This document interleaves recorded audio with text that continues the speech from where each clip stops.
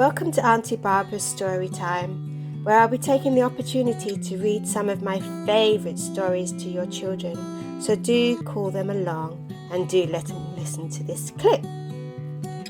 Listening to stories is really important because it lays a foundation for a rich love of listening to stories, wanting to read stories, and hopefully later wanting to write their own stories. But it also helps with literacy, builds the vocabulary, and builds a rich creative mind for writing.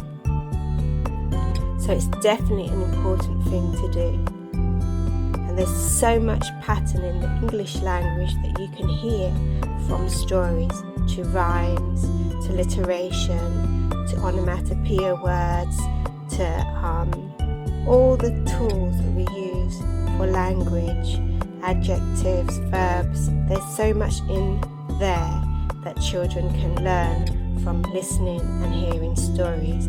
Especially repetitive stories are very good because then they can join in and learn the pattern of language. So let's get started, and I hope you enjoy this story. The first story I'd like to read is called The Giant Hiccup by Jackie Farley and illustrated by Pamela Venus.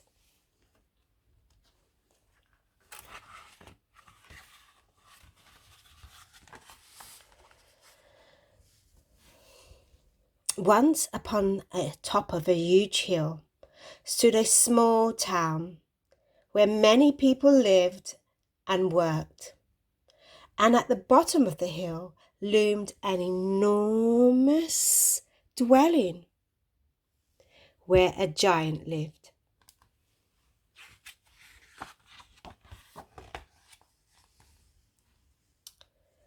The giant was called Aisha, and she never bothered the townspeople. She spent her days quietly. She made cups, plates, and pots and pans.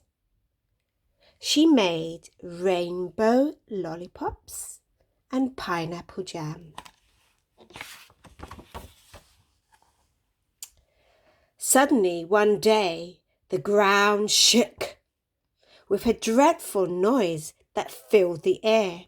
It sounded like 100 dinosaurs rolling out of bed. Boom, boom, boom, boom, boom, boom, boom, boom. Hiccup!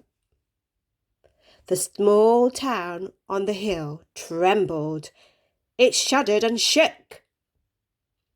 In the houses, everything rattled. And one young man wobbled crazily along the road on his bicycle. Whee! Hiccup! The children in the school held on to their tables to stop them from falling over. Books flew everywhere. Hiccup! The statue of the mayor fell off its pedestal. People hurried from everywhere and met in the square. What is it?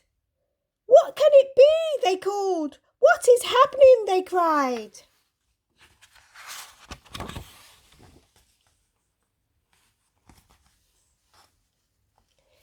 It's an earthquake, said some. We have to get off the hill, said the parents taking charge. They all joined hands and began to walk down the hill.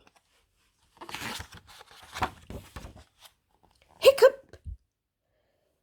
They all slid head over heel, right down to the bottom of the hill. Whee! Shouted the children. It's a slide. Suddenly, there was another ground shaking. Hiccup! And the giant came out of her house. Hey, you up there, the mail carrier cried. You're creating a terrible disturbance. Stop it at once. Our homes are on the hill, shouted one of the townspeople.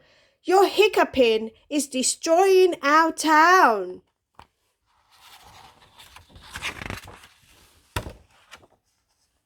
Hiccup, said the giant apologetically. Perhaps we should give her a drink of water, suggested an old lady.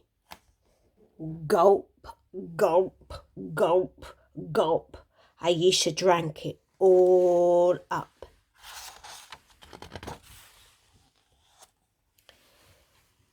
Hiccup! Let's give her a fright, the baker whispered to the mail carrier. The mail carrier whispered to the lady next to him. The children whispered to each other. They passed it on until everyone knew what to do. Boo! They all shouted in their loudest voice. Hiccup, said the giant. Dear. Miss Higgins, the school teacher, made a suggestion. Try holding your breath for as long as you can, she called up to the giant. And Aisha, she held her breath